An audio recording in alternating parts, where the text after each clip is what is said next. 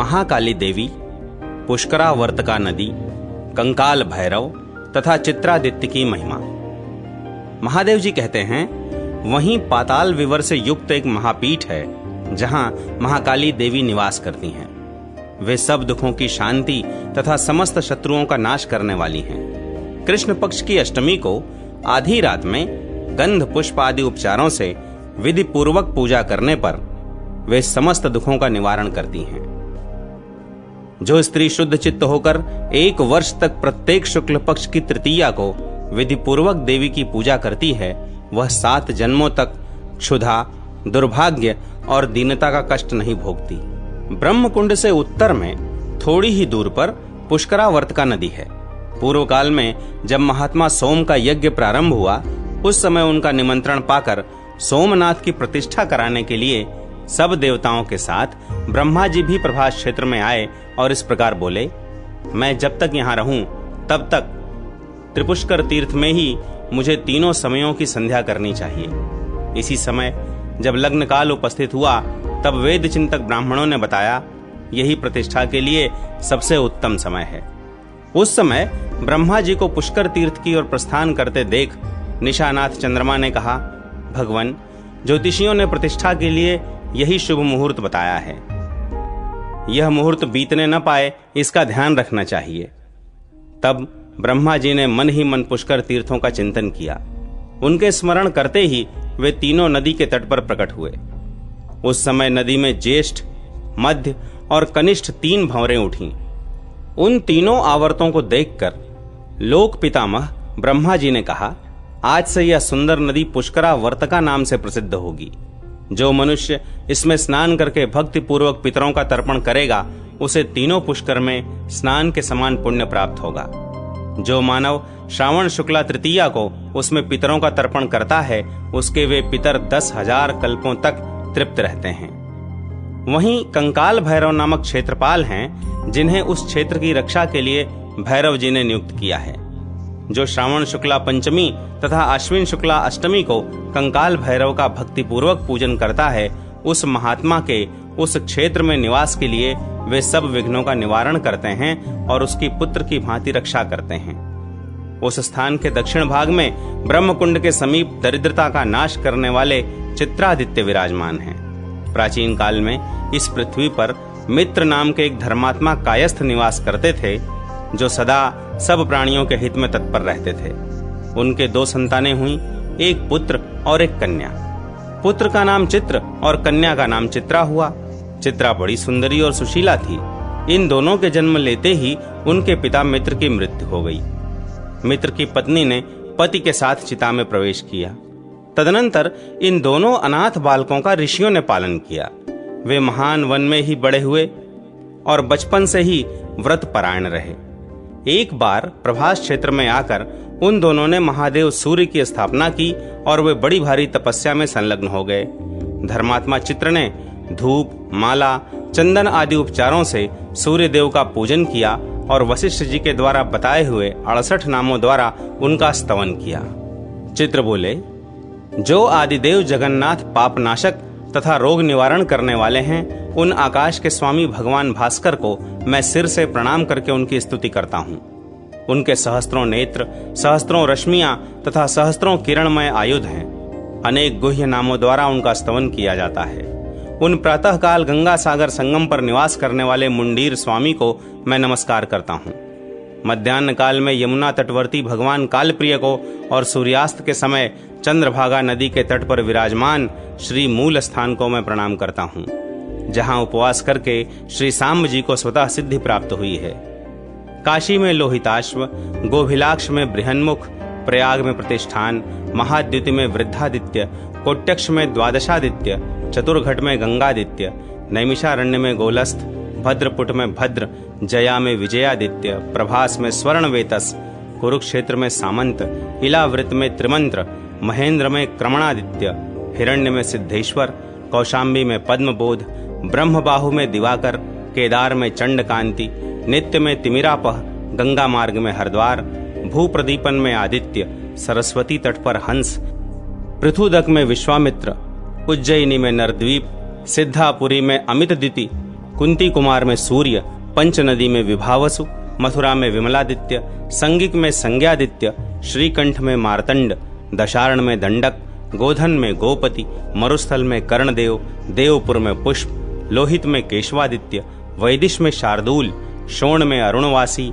वर्धमान में सांबादित्य, कामरूप में शुभंकर, कान्यकुब्ज में मिहिर, पुण्यवर्धन में मंदार, गांधार में श्रवणादित्य, लंका में अमरद्युति, चंपा में कर्णादित्य, प्रबोध में शुभदर्शी, द्वारावती में पार्वत्य, हिमवंत में हिमापह, लौहित्य में महातेज, अमलांग में धूर्जटी, रोहिक में कुमार, पद्म में पद्म संभव, लाटा में धर्मादित्य, अर्बुद में स्थविर, कौवेरी में सुखप्रद, कौशल में गोपति, कोंकण में पद्मदेव, विंध्य पर्वत पर तापन, काश्मीर में त्वष्टा, चरित्र में रत्न संभव, पुष्कर में हेमगर्भ, गभस्तिक में सूर्य, प्रकाशा में मुंजाल, तीर्थग्राम में प्रभाकर, काम्पिल्य में इल्लकादित्य, धन्यक में धन्यवासी, नर्मदा तट पर अनल तथा सर्वत्र गगनाधिप नाम से प्रसिद्ध सूर्य देव को मैं नमस्कार करता हूँ।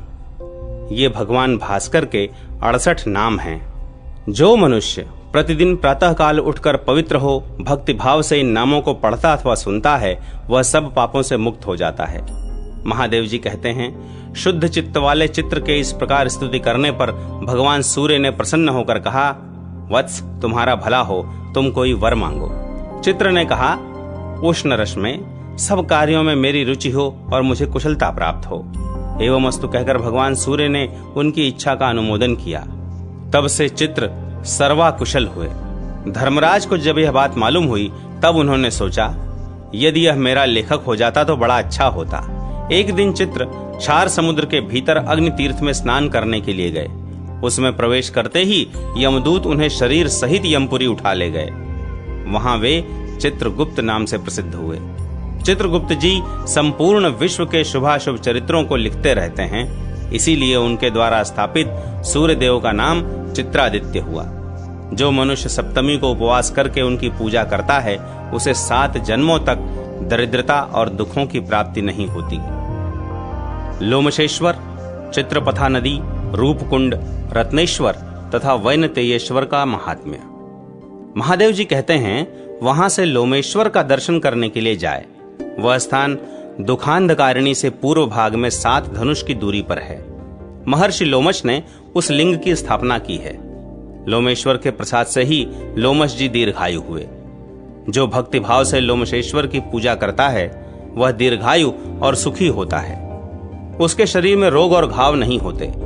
लोमशेश्वर के पश्चिम भाग में 5 धनुष के अंतर पर तृणविंदीश्वर लिंग प्रतिष्ठित है। मुनीश्वर तृणविंदु एक मास पर कुश के अग्रभाग से 1 बिंदु जल लेकर पीते और तपस्या करते थे। इस प्रकार अनेक वर्षों तक प्रभास क्षेत्र में मेरी आराधना करके वे परम सिद्धि को प्राप्त हो गए। वहां से परम उत्तम चित्रपथा नदी के समीप जाए। वह ब्रह्मकुंड और चित्रादित्य के बीच में होकर बहती है।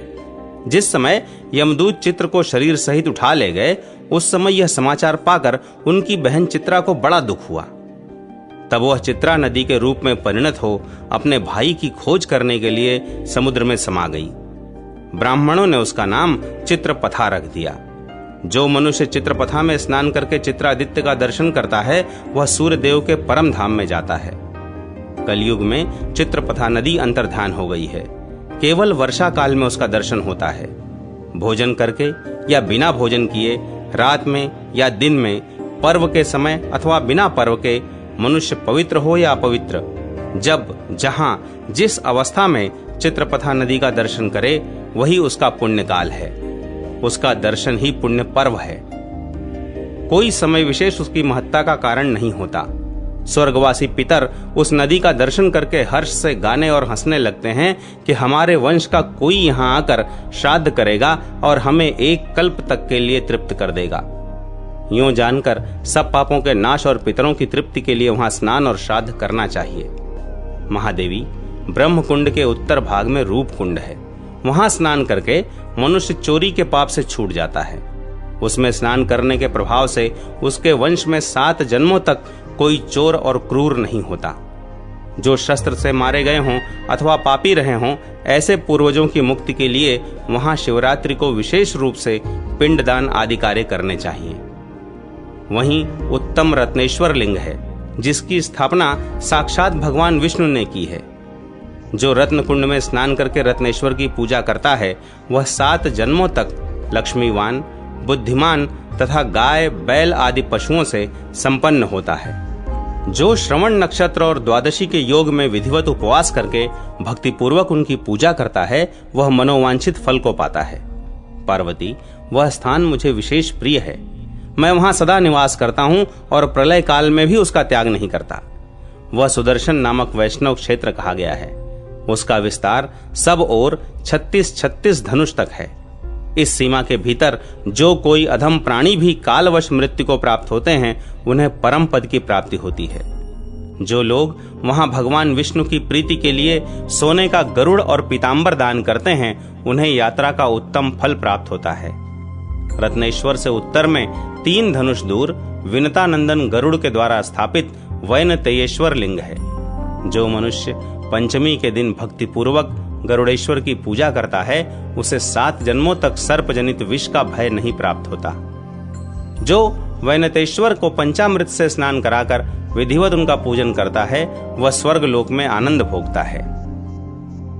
रैवंत और अनंतेश्वर की महिमा, सावित्री की कथा, सावित्री व्रत की महिमा तथा ब्रह्मा सावित्री के पूजन का महत्व। महादेव जी कहते हैं, महादेवी तदनंतर सावित्री से नैऋत्य कोण में स्थित अश्वारूढ़ राजभट्टारक रैवंतक का दर्शन करने के लिए जाए। उनके दर्शन से मनुष्य सब आपत्तियों से छूट जाता है।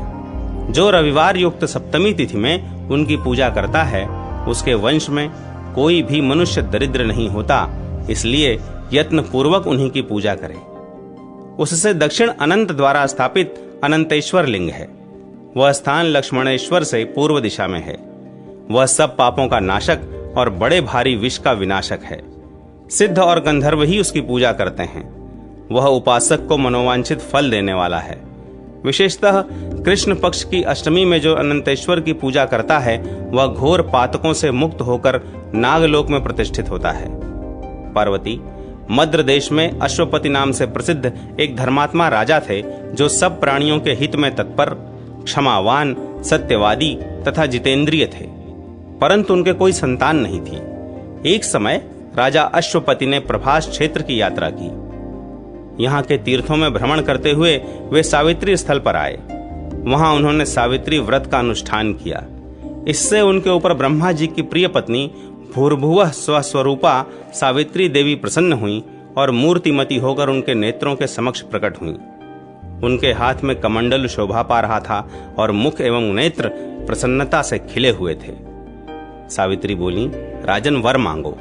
राजा ने कहा, देवी मुझे संतान दो। सावित्री बोली, राजन तुम्हें एक पुत्री प्राप्त होगी। इतना कहकर सावित्री देवी अंतर्ध्यान हो गईं। तदनंतर कुछ काल के बाद राजा अश्वपति के यहाँ एक दिव्य रूप धारिणी कन्या उत्पन्न हुई। सावित्री की पूजा से सावित्री ने ही प्रसन्न होकर वह कन्या दी थी, इसलिए ब्राह्मणों ने उसका नाम सावित्री रख दिया। वह राजकन्या मूर्तिमती लक्ष्मी की भांति बढ़ने लगी। उसे देखकर लोग यही कहते थे कि यह कोई देवकन्या ही पृथ्वी पर उतर आई है।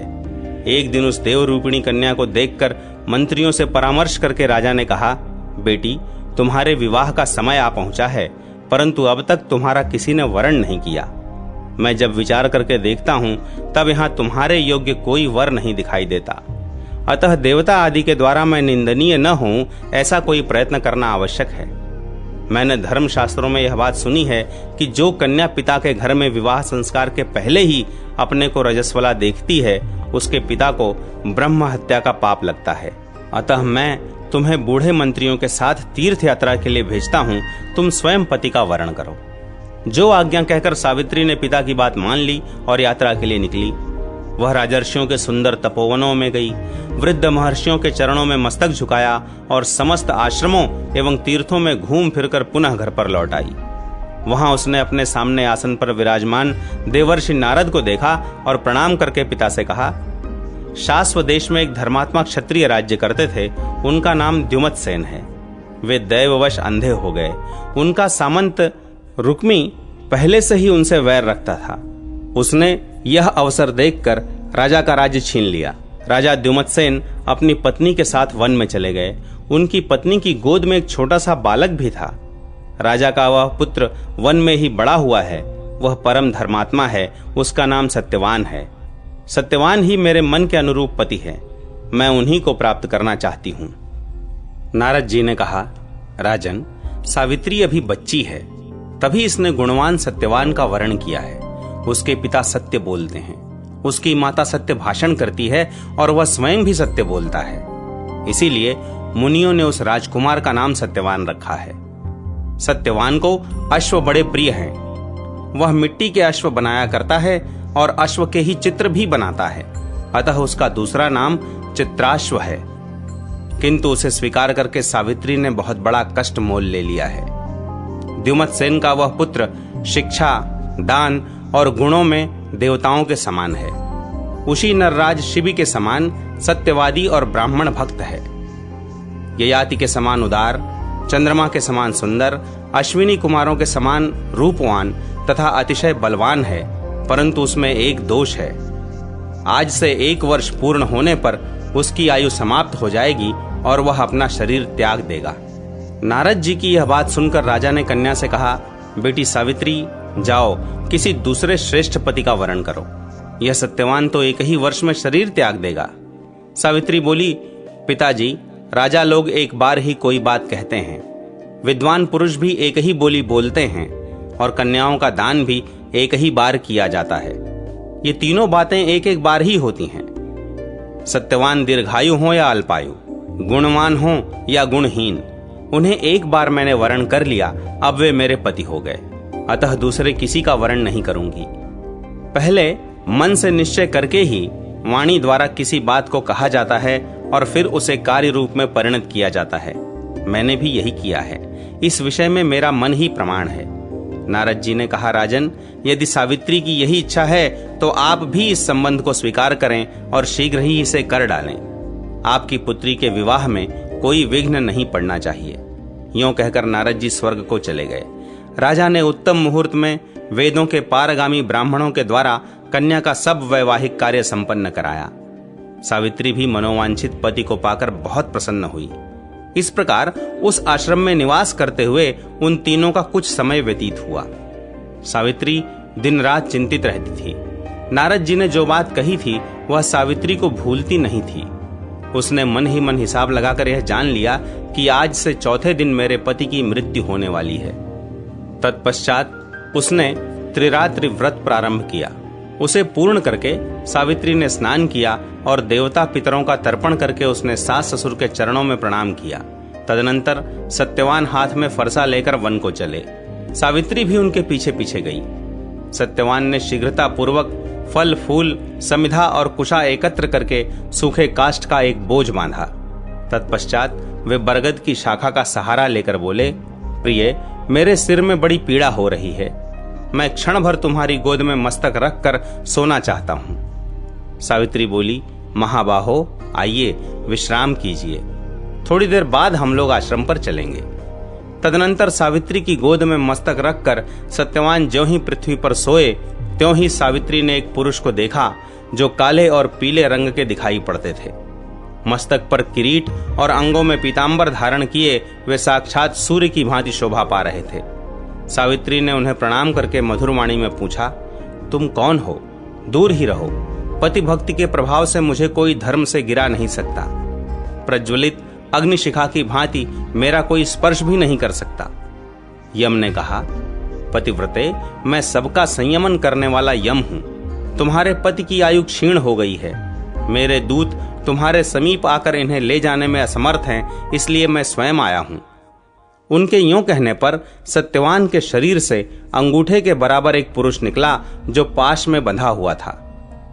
सावित्री ने उसे देखा और स्वयं भी यमराज के पीछे पीछे चलना प्रारंभ किया। पातिव्रत्य के प्रभाव से उसे वहां जाने में कोई भ्रम नहीं होता था। उस समय यमराज ने उससे कहा, सावित्री, तू बहुत दूर चली आई, अब लौट जा। इस मार्ग पर कोई जीवित पुरुष नहीं चलता। सावित्री बोली, भगवन, मुझे चलने में न तो परिश्रम होता है और न ही ग्लानि। एकमात्र पति को छोड़कर स्त्री के लिए दूसरा कोई अवलंब नहीं है। इस प्रकार और भी बहुत सी धर्मयुक्त मधुर बातें सुनकर सूर्यनंदन यम सावित्री पर बहुत प्रसन्न हुए और बोले, देवी तुम्हारा कल्याण हो, तुम कोई वर मांगो। तब सावित्री ने विनीत होकर 5 वरदान मांगे। मेरे महात्मा श्वशुर को नेत्र प्राप्त हों, उनका खोया हुआ राज्य भी मिल जाए, मेरे पति जीवित हों, निरंतर उनके धर्म की वृद्धि हो तथा मेरे पुत्रहीन पिता को पुत्र की प्राप्ति हो। धर्मराज ने वरदान देकर उसे भेजा। पति को पाकर सावित्री का मन प्रसन्न हो गया।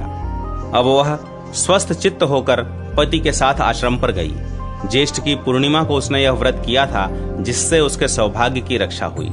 पार्वती ने पूछा, महेश्वर, सावित्री ने जिस व्रत का पालन किया वह कैसा है, बताने की कृपा करें। महादेव जी बोले, देवेश्वरी, पतिव्रता सावित्री ने जिस व्रत का पालन किया है उसका वर्णन करता हूं, सुनो। ज्येष्ठ शुक्ला त्रयोदशी को दंत धावन पूर्वक स्नान करके त्रिरात्र उपवास का नियम ग्रहण करे। जो स्त्री त्रिरात्र करने में असमर्थ हो वह जितेंद्रिय होकर त्रयोदशी को नक्त व्रत, चतुर्दशी को अयाचित व्रत और पूर्णिमा को उपवास करे। प्रतिदिन तड़ाग, किसी बड़ी नदी अथवा झरने में स्नान करे। यदि पांडुकूप में स्नान कर ले तो सब में स्नान करने का फल प्राप्त हो जाता है। विशेषतः पूर्णिमा को सरसों, मिट्टी और जल से स्नान करना चाहिए। एक पात्र में बालू भरकर अथवा जौ, चावल या तिल आदि धान्य भरकर उस पर 2 वस्त्रों में लपेटा हुआ बांस का पात्र रखे और उसमें सोने, चांदी अथवा मिट्टी की बनी हुई सावित्री देवी और ब्रह्मा जी की सर्वांग शोभित प्रतिमा स्थापित करें। फिर उन प्रतिमाओं पर 2 लाल वस्त्र चढ़ाए और अपनी शक्ति के अनुसार उन दोनों विग्रहों की पूजा करें।